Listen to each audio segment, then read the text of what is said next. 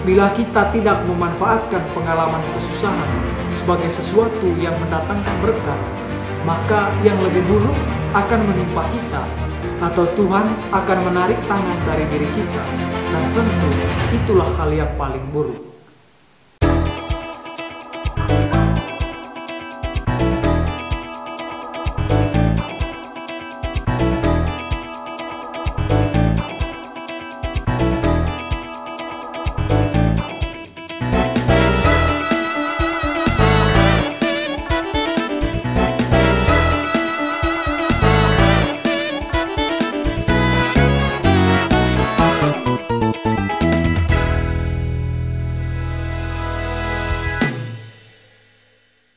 Para sahabat terkasih, kami keluarga besar SWD Provinsi Jawa kali ini kehilangan salah seorang tokoh lagi. Salah satu imam senior bernama Pater Servasius Subage SWD dipanggil Tuhan dini hari 5 April 2021. Tentu sangat menyedihkan bagi keluarga besar SWD Jawa karena di tahun ini kehilangan banyak anggota.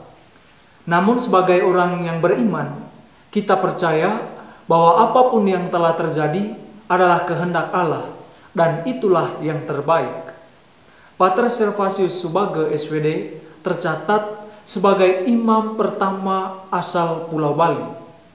Imam yang disapa Pastor Servas atau sering kami panggil Pater Subage itu telah merayakan pesta emas atau 50 tahun imamatnya pada 19 Juli tahun 2019 yang silam. Kali ini kami mau memperkenalkan kepada kita sosok putra Bali pertama ini yang menjadi imam. Pater Subage lahir di Tuke, Badung pada 23 Maret tahun 1938 dari keluarga Hindu dari pasangan Bapak Iwayan Gulis dan Ibu Nimade Rente dengan nama Balinya Inyoman Rongsong. Masa kecil Pater Subage digambarkan cukup tragis dan membuat kita terhentak. Ceritanya demikian. Waktu masih dalam kandungan, ia diramalkan oleh orang pintar bahwa ia tidak akan selamat. Halnya begitu karena anak pertama dan anak kedua meninggal dunia. Orang tuanya pun bingung menghadapi situasi itu dan bertanya ke orang pintar tadi, apa yang akan terjadi dengan anaknya itu. Dan ternyata supaya anak itu nantinya tidak meninggal, maka ia perlu diruat dengan upacara besar atau dipuput oleh seorang pedanda. Upacara semacam itu tentu memerlukan dana yang begitu besar. Lalu karena situasi itu, orang tua Pater Subage pun menyampaikan kekhawatiran mereka kepada salah seorang yang sudah menjadi Katolik, yaitu De Made Tangkeng. Bapak itu mengusulkan agar secara adat, anak yang dilahirkan itu dibuang di perempatan jalan, agar Tuhan memungut sebagai anaknya. Atas usulan bapak tersebut kepada orang tuanya, ia dibuang di perempatan Batu Lumbung secara adat, lalu dipungut oleh Pan Paulus. Kemudian Pan Paulus meminta Pater Simon Buis SWD untuk membaptisnya. Bagi Pater Subage sendiri, pengalaman yang berat ini bukanlah rintangan yang membentengi niat sucinya untuk menjadi seorang imam. Cita-cita luhur beliau tidak terkubur oleh pengalaman buruk masa lampau itu. Dan memang, bila kita tidak memanfaatkan pengalaman kesusahan sebagai sesuatu yang mendatangkan berkat, maka yang lebih buruk akan menimpa kita, atau Tuhan akan menarik tangan dari diri kita, dan tentu itulah hal yang paling buruk. Pada tahun 1946,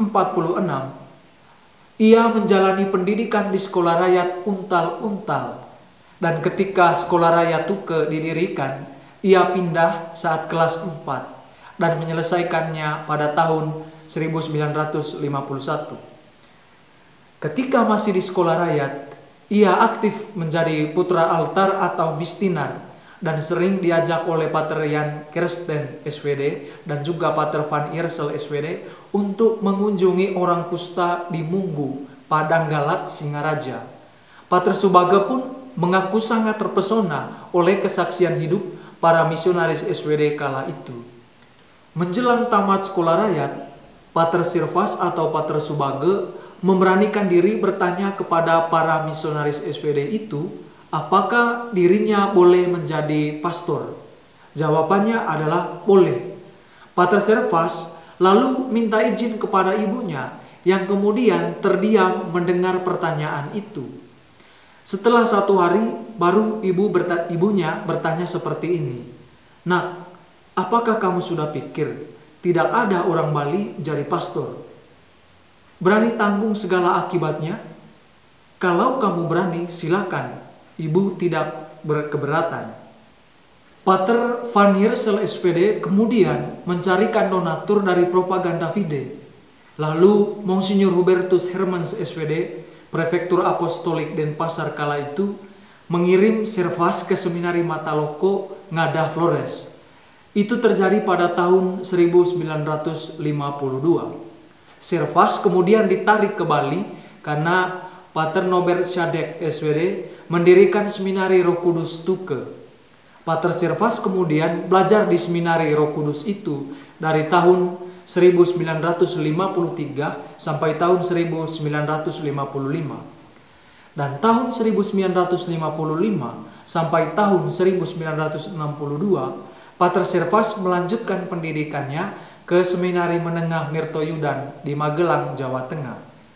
Tamat Mirtoyudan, ia melamar ke SVD yang membuatnya harus meninggalkan Bali dan menuju Flores, tempat ia akan meneruskan panggilannya. Tahun 1961 sampai tahun 1963, ia menjalani novisiat SWD. Pada 15 Agustus tahun 1968, bertepatan dengan pesta Maria diangkat ke surga, ia mengucapkan kaul kekal di Seminari Tinggi Santo Paulus Ledalero, Maumere. Tabisan diakon pun diterimanya di seminari yang sama. Selama novisiat dan juga studi filsafat, Pater Sirvas seangkatan dengan Uskup Maumere, Uskup Emeritus, yaitu Monsignor Cherubim Pareira SVD. Uskup Cherubim pernah mengaku dan mengenal Pater Sirvas sebagai sosok yang kalem dan berjiwa seni. Monsignor Cherubim menjelaskan urusan pertamanan di seputar seminari pasti diserahkan kepada Pater Sirvas. Sebagai seorang Bali, Pater Sirvas memang berjiwa seni. Ia suka bunga mawar, begitu kata Monsignor Cherubim.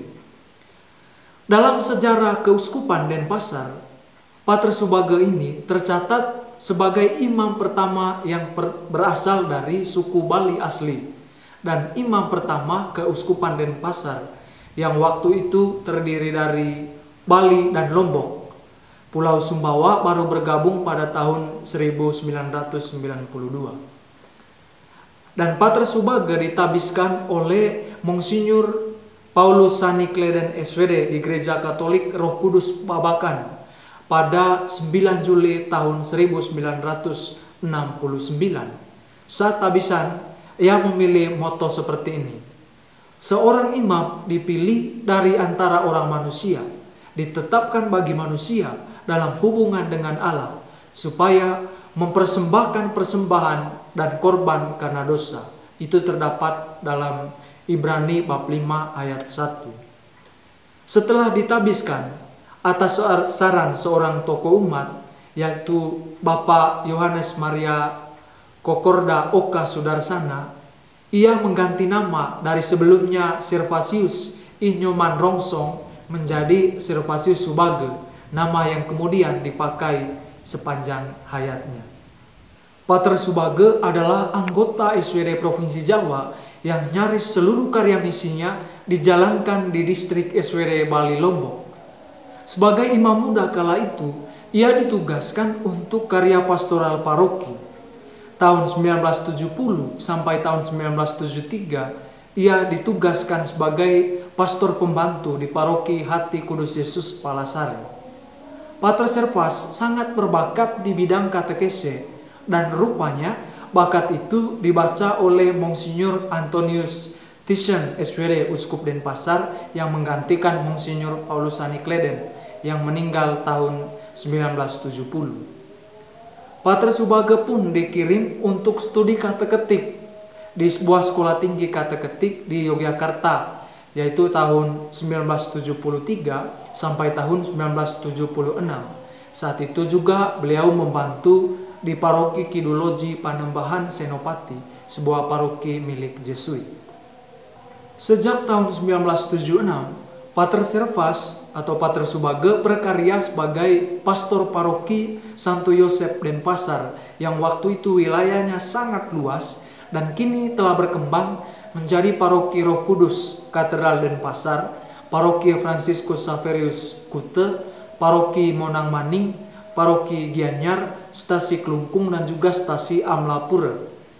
Lalu tahun 2017, Pater Subage dipercayakan sebagai pastor rekan dan bertempat tinggal di Gereja Yesus Gembala yang Baik, Ubung, dan itu bagian dari paroki Santo Yosep Kepundung, Denpasar.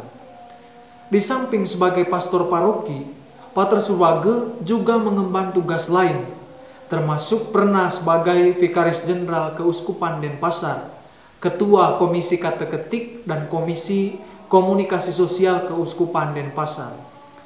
Beliau juga ikut terlibat dalam rencana pembangunan Gereja Katedral Roh Kudus Denpasar yang kini berdiri megah di Jalan Tukat Musi, Denpasar.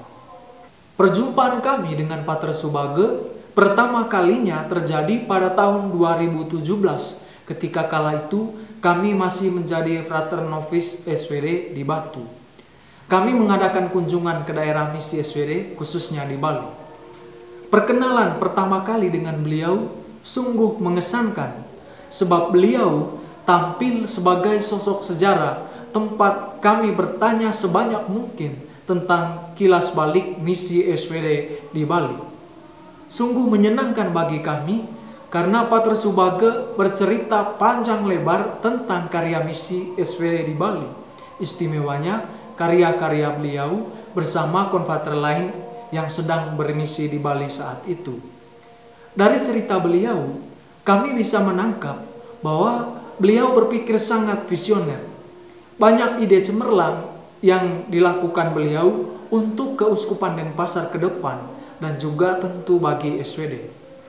Istimewanya, semangat misi beliau begitu tinggi untuk mewartakan Injil di antara penduduk Bali. Beliau bersepeda kemana-mana di wilayah yang amat luas untuk mengunjungi umat dan juga melayani sakramen-sakramen serta memberikan katekese. Hal itulah yang membuat beliau begitu dicintai umat Keuskupan Denpasar. Di samping itu, beliau menunjukkan pula identitas khas sebagai seorang misionaris SWD yang sangat dekat dengan budaya lokal. Pater Subage mengatakan begini, selama menjalani karya misi, ia berpegang pada prinsip bahwa agama harus menyapa budaya setempat. Karena itu, inkulturasi sangatlah penting. Dalam hal inkulturasi, yang dilakukan Pater Subage adalah mengajarkan ajaran gereja ke dalam budaya setempat lewat berbagai bentuk.